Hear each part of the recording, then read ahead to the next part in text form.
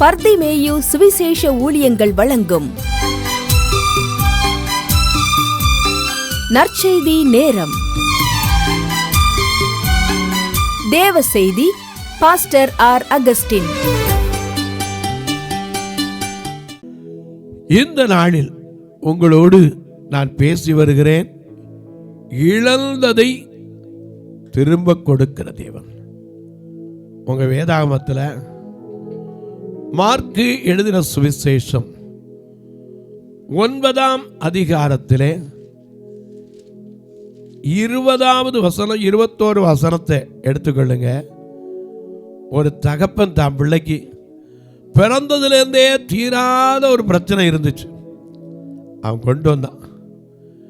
கொண்டு வந்து இயேசு இடத்துல சொன்னான், ஐயா, இவன் சிறு வயதிலிருந்தே இந்த வியாதி இவனுக்கு இருக்கு, தீர்க்கவே முடியலையா.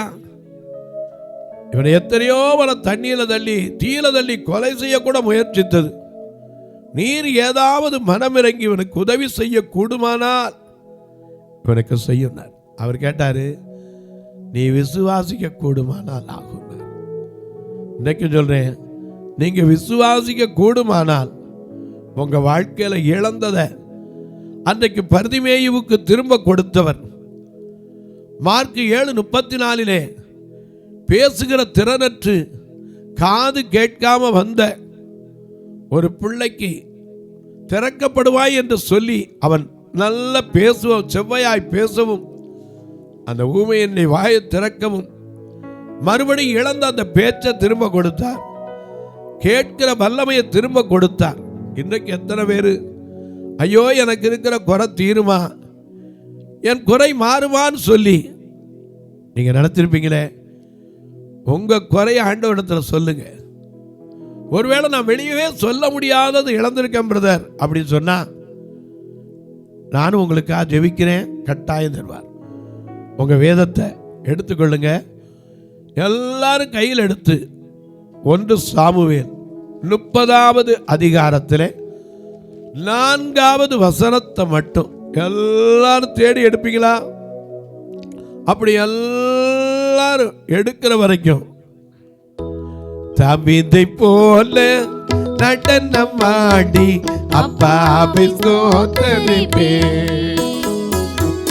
தாவீதை போல நடனமாடி அப்பாவை ஸ்தோத்திரிப்பேன்.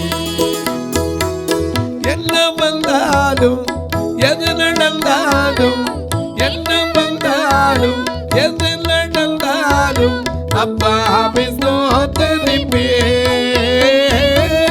என்ன வந்தாலும் எது நடந்தாலும் அப்பாவை ஸ்தோத்திரிப்பேன்.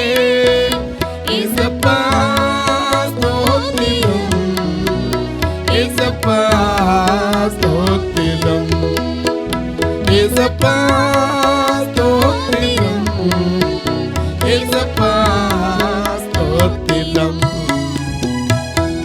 தாவீதை போல நடனமாடி அப்பாவை ஸ்தோத்திரிப்பேன். தாவீதை போல நடனமாடி அப்பாவை ஸ்தோத்திரிப்பேன்.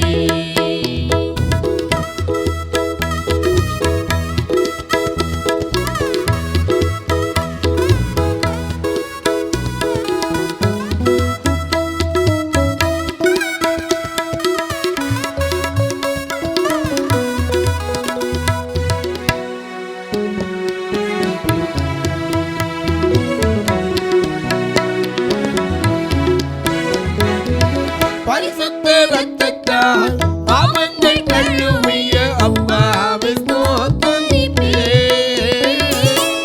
பரிசுத்த ரத்தத்தால் பாவங்கள் கழுவிய அப்பாவை ஸ்தோத்திரிப்பேன். இயேசப்பா ஸ்தோத்திரம், இயேசப்பா ஸ்தோத்திரம், இயேசப்பா ஸ்தோத்திரம், இயேசப்பா ஸ்தோத்திரம். தாவீதை போல நடனமாடி அப்பாவை ஸ்தோத்திரிப்பேன். தாவீதை போல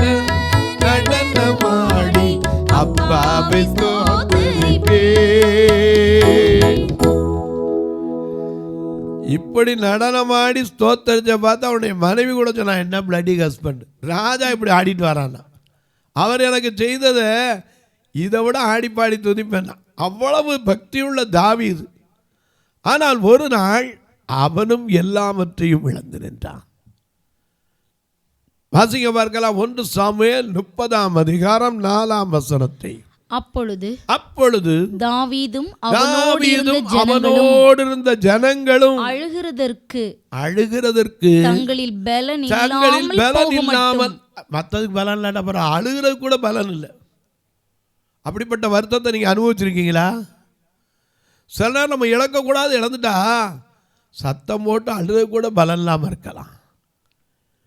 இன்னைக்கு எத்தனையோ பேருடைய வாழ்க்கையில் அப்படிப்பட்ட ஒரு சூழ்நிலை. அழுது கத்தி அழுற கூட என்னால் முடியலை ஐயா, அவ்வளவு பலனற்று போயிட்டு நம்பிங்க. தாவீதும் அவனோடு இருந்தவர்களும் தங்களிலே அழுகிறதற்கு கூட பலன் இல்லாமல் போக மட்டும் சத்தமிட்டு அழுதார்கள். மனுஷனுடைய துக்கம் தாங்க முடியல, சத்தமிட்டு அழுவான். சில பேர் அழுகும்போது பார்த்தீங்கன்னா ஐயோன்னு அழுவான். ஏன் அழுகிறான்? அவனுடைய துக்கத்தை என்ன செய்ய முடியல, தாங்க முடியல. அப்படி என்னையா துக்கம்? தாவீது போய் கெவியில் இருந்தபோது காத்தன்னு ஒரு தீர்க்கதரிசி, 1 சாமுவேல் 22ஆம் அதிகாரத்தில் பார்க்கிறோம். காத்தனும் தீர்க்கதரிசி அவனை வந்து கூப்பிடுறார். நீ அரணை விட்டு வெளியே வா, come out from the comfort zone, வெளியே வாப்பான்னு கூப்பிடுறார். இவன் வெளியே வந்து அவன் கூட ஒரு கூட்டம் இருந்துச்சு, 600 பேர். அவங்க யாருன்னா ஒடுக்கப்பட்டவர்கள், கடன்பட்டவர்கள், முறுமுறுக்கிறவர்கள். நல்ல கவனிங்க, இந்த 3 கூட்டமும் ஒண்ணா இருந்தா எப்படி இருக்கும்? ஒடுக்கப்பட்டவர்கள். ஏன்னா இஸ்ரவேல் மக்கள் தான் ஒடுக்குதலை பற்றி அதிகமாக தெரியும்.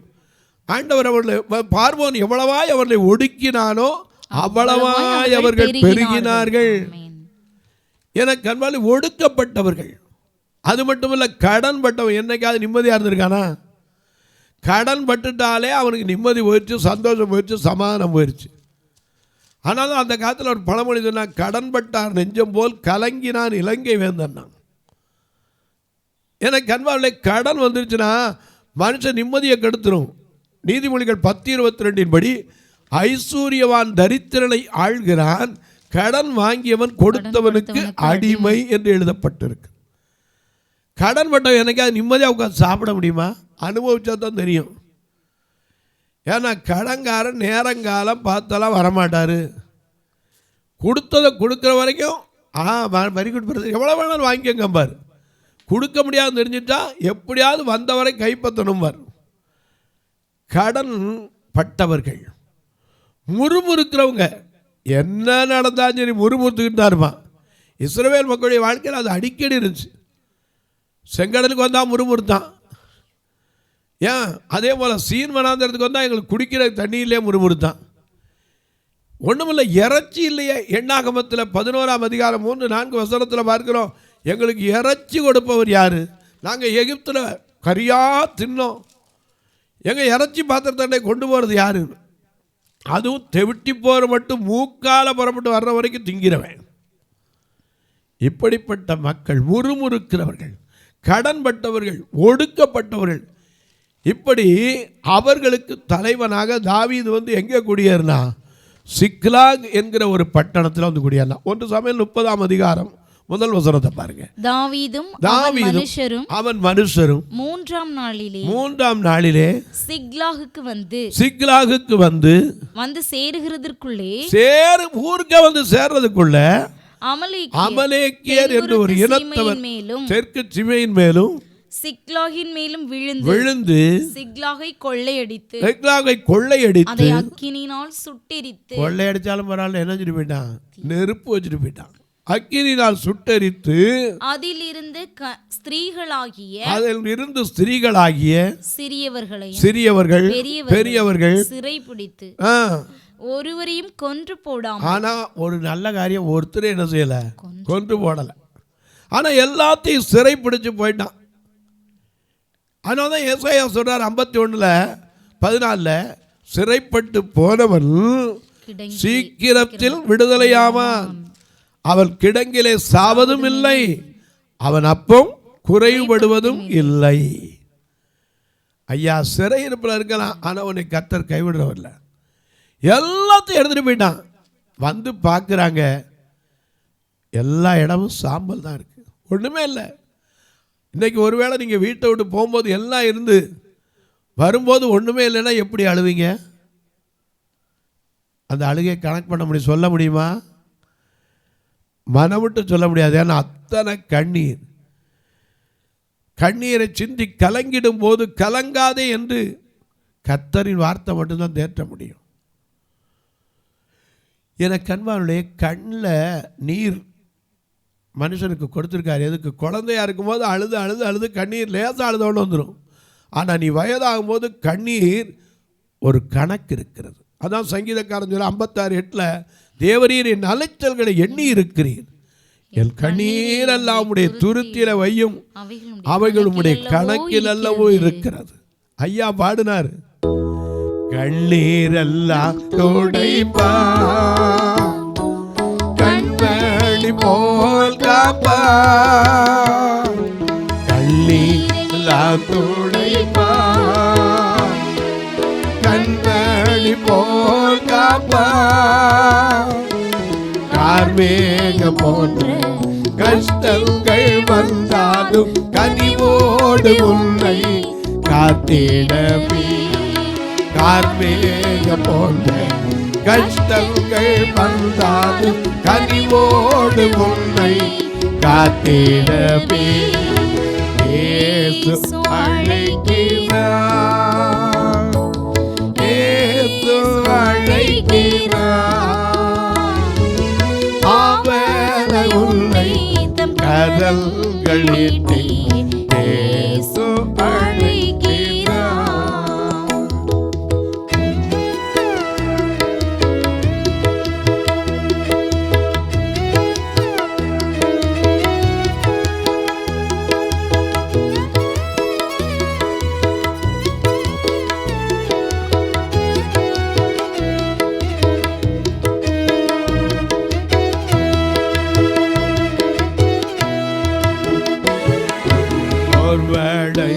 நேரத்தில் பலன் உனக்கழிப்பா,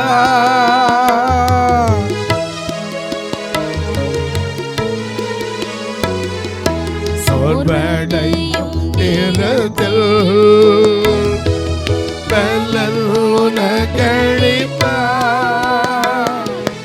அவர்கள் ரட்சிப்புமானதான் தாமதமின்றி நீ வந்திடுவாய். அவர்களை ரட்சிப்புமானதான் தாமதமின்றி வந்திடுவாய். இயேசு அழைக்கிறார், இயேசு அழைக்கிறார், அவனை உன்னை தங்கரங்களிட்டு இயேசு அழைக்கிறார், அவனை உன்னை தங்கரங்களிட்டு இயேசு அழைக்கிறார், இயேசு அழைக்கிறார்.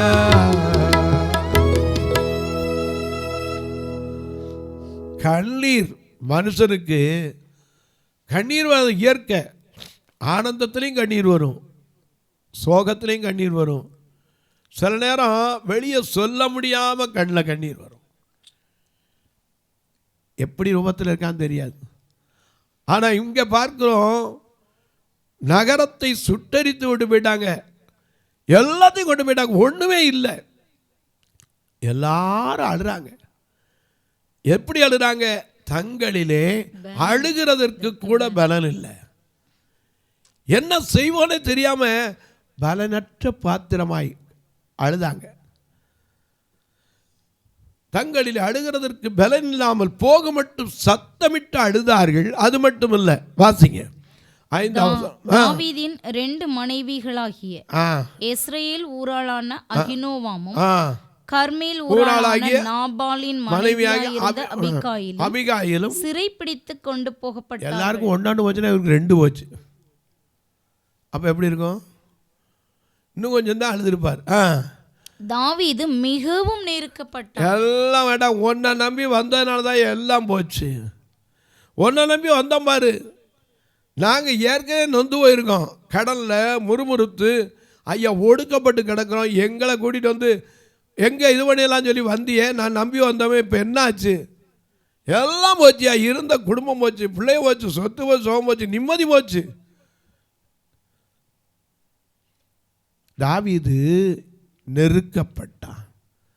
நெருக்கத்தில் தான் நம்ம கர்த்தரை நோக்கி பார்ப்போம். யோனா மீன் வயிற்றில் இருக்கும்போது தான் கர்த்தரை நோக்கி கூப்பிடுறான். யோனா 2:7 வாசிக்கிறோம், என் ஆத்துமா என்னில் தோய்ந்து போகையில் கர்த்தரை நினைத்தேன். நெருக்கத்திலே உம்மை அழைத்தேன், எனக்கு உதவி செய்தேன். நெருக்கத்திலே உம்மை அழைத்தேன், எனக்கு உதவி செய்தேன். தேடினதால் கண்டடைந்தேன், தேடினதால் கண்டடைந்தேன். பாடின பாடல்களே நடத்தி, தேடினதா கண்டடைந்தே. பாடின பாடல்களே நடத்தி, உன் பாதம் பணிந்தேன். என்னாடு துணிய உம்மை அன்னை யாரை பாடுவேன். இசையா உந்தனது உள்ள பங்குதி, இசையா உந்தனது உள்ள பங்குதி.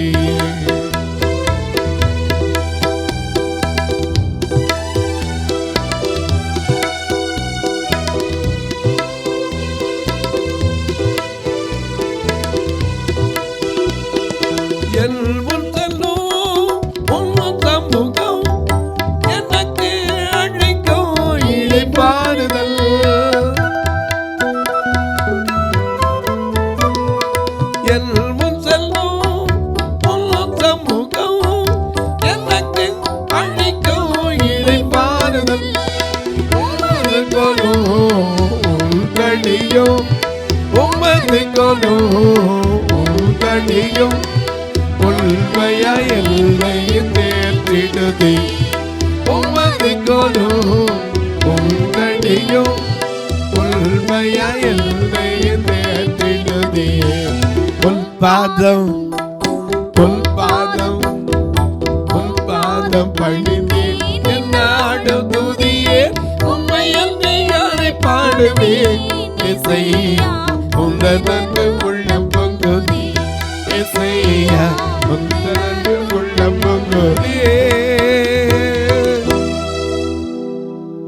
இப்ப தாவீது அப்படி நெருக்கப்படும் போதுதான் கதறி பாடுறாரு. என்ன பாடுறாரு? மான்கள் நீரோடை வாஞ்சித்து கதறும் போல் தேவனே, எல்லல் ஆத்துமமும் உம்மையே வாஞ்சித்து கதறுதே. தஞ்சமுனி அடைக்கலம் நீ, கோட்டையம் நீ என்றோ காப்பி. தஞ்சமுனி அடைக்கலம் நீ, கோட்டையம் நீ என்றோ காப்பி. மானானது நீரோடைகளை வாஞ்சித்து கதறுவது போல தேவனே என் ஆத்துமா உம்மை வாஞ்சித்து கதறுகிறது. ஏன் எல்லாத்தையும் இழந்து ஜனங்களும் நெருக்கிறாங்க. அது மட்டுமல்ல, எல்லாரும் நெருக்கப்பட்டது மட்டும், தாவீது நெருக்கப்பட்டதில்ல, ஜனங்கள் எல்லாரும் கல்லறிய பார்த்தாங்க. தாவீதுக்கு ரோமா என்ன செஞ்சாங்க? கல்லறிய, கல்லறிஞ்சு கொல்லுடா, இவனை நம்பி வந்த. 6ஆம் வசனத்தில் பார்க்கும், தாவீது கர்த்தருக்குள் தன்னை திடப்படுத்திக் கொண்டான். என்ன வந்தாலும் எனக்காக பரிமூச்சு எடுப்போடு ஜெபிக்கிற ஒருவர் இருக்கிறார், எனக்காக யாவையும் செய்து முடிக்க போகிற ஒருவர் இருக்கிறார்.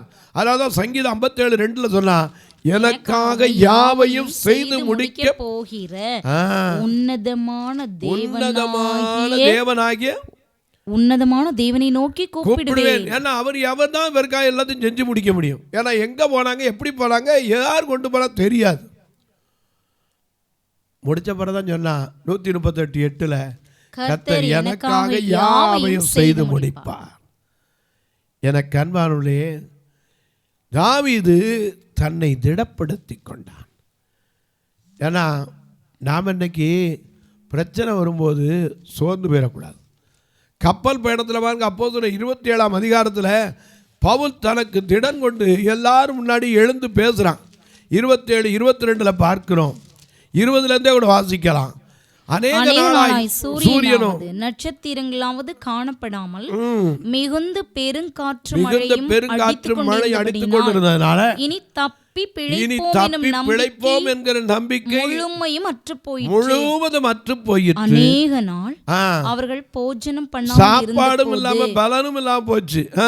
பவுல் அவர்கள் நடுவிலே எழுந்து நின்று மனுஷரே இந்த வருத்தமும் சேதமும் நான் முன்னமே உங்களுக்கு புறப்பட வேண்டாம்னு சொன்னேன். ஆயிலும் திடமனதாய் இருங்கள் என்று இப்பொழுது உங்களுக்கு தைரியம் சொல்லுகிறேன். அது மட்டுமல்ல, கப்பற் சேதமே அல்லாமல் உங்களில் ஒருவனுக்கும் பிராண சேதம் வராது. ஏனென்றால் என்னை ஆட்கொண்டவரும் நான் சேவிக்கிறவருமான தேவனுடைய தூதனானவர் இந்த ராத்திரியிலே என்னிடத்தில் வந்து நின்றே, பவுலே பயப்படாதே. ஏன்னா நீ எங்க நிக்கணும்? ராயனுக்கு முன்னாடி நிறுத்தப்பட வேண்டும்.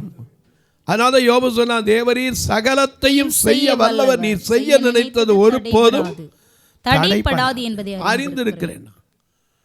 அவர் கொண்டாங்க நிப்பாட்டணும். எத்தனை காற்று வந்தாலும் சரி, காற்று வீசட்டும், கடல் பொங்கட்டும், காற்று வீசட்டும், கடல் பொங்கட்டும், எனது நங்கூரம் பேச இருக்கிறார், எனது நங்கூரம் பேச இருக்கிறார். பயப்பட மாட்டேன், நான் பயப்பட மாட்டேன், நான் பயப்பட மாட்டேன். இயேசு என்னோடு இருப்பதெல்லாம், இயேசு என்னோடு இருப்பதெல்லாம். என்னை ஆட்கொண்டவர் நான் சேவிக்கிறவருமான தேவனுடைய தூதன் எனக்கு ராத்திரி சொல்லிட்டாரு, நீ ராயனுக்கு முன்பாக என்ன செய்யணும்? நிற்க வேண்டும். இதோ உன்னுடனே கூட யாத்திரை பண்ணுகிற யாவரையும் தேவன் உனக்கு தயவு பண்ணினார். ஐயா, ஒருத்தனுக்காக அத்தனை பேரை காத்தவர் கைவிட்டுருவாரா? எல்லாத்தையும் இழந்து நீ நிற்கலாம். தாவீதை போல பலன் இல்லாமல் அழுகிறது கூட பலன் இல்லாமல் நிற்கலாம். யார் வழி? தாவீது என்ன செய்யலாம் தெரியுமா? கர்த்தரை நோக்கி தான் கேட்டான். 8ஆம் வசனத்தில் பார்க்கிறோம், தாவீது கர்த்தரை நோக்கி, 1 சாமுவேல் 30:8, தாவீது கர்த்தரை நோக்கி, நான் அந்த தண்டை பின்தொடர வேண்டுமோ, அதை பிடிப்பேனோ என்றான். அதற்கு அவர் அதை பின்தொடர், அதை நீ பிடித்து சகலத்தையும் திருப்பிக் கொள்வாய் என்றார். அந்தபடியே 1 சாமுவேல் 30:19 தாவீது கொள்ளையாடி கொண்டு போன எல்லாவற்றையும் சிறியதிலும் பெரியதிலும் குமாரரிலும் குமாரத்திகளிலும் ஒன்றும் குறைபடாமல் தாவீது சகலத்தையும் திருப்பிக் கொண்டான். இன்றைக்கும் சொல்றேன், இழந்த எல்லாவற்றையும் திருப்பிக் கொள்ள கர்த்தர் உதவி செய்வார். முதல் நாள் ஒரு அம்மா சொன்னீங்க, ஐயா நகையை வச்சு ஏதோ என் பிள்ளை வியாதிக்காக பார்த்தேன், முங்கிரும் போல தெரியுது ஐயா. நான் சொன்னேன், முங்காது, கர்த்தர் ஒரு வழி திறப்பார். ஏன்னா அவர் இழந்து போனதை தேட மீட்டு கொடுக்க வந்தவர். தொலைக்காட்சியில் பார்க்கிற என் அன்பு மக்களே, இந்த நாளிலே இழந்து போனதெல்லாம் திரும்ப தருவார்னு செய்தியை கேட்குறீங்களே. ஒருவேளை சந்தோஷத்தை இழந்திருக்கீங்களா, சமாதானத்தை இழந்திருக்கீங்களா, நிம்மதி இழந்திருக்கீங்களா? ஆண்டவர்கிட்ட கேளுங்க, அவரால் கூடும், எல்லாம் கூடும். ஒருவேளை நோயின் கொடுமையினால் சரீர பலத்தை இழந்திருக்கீங்களா? ஆண்டவரை என்னை பலப்படுத்தும் கேளுங்க. இந்த நிகழ்ச்சியை பார்க்கறதோடு விட்டு நாம் ஒரு வார்த்தை ஜெபம் பண்ணுங்க. இது தொடர்ந்து வர்றதுக்காக 30 நாள், சில பேர் 31 நாள், ஒரு நாளைக்கு 5000 வச்சு பாருங்கள், அவ்வளவு சந்திக்கணும்.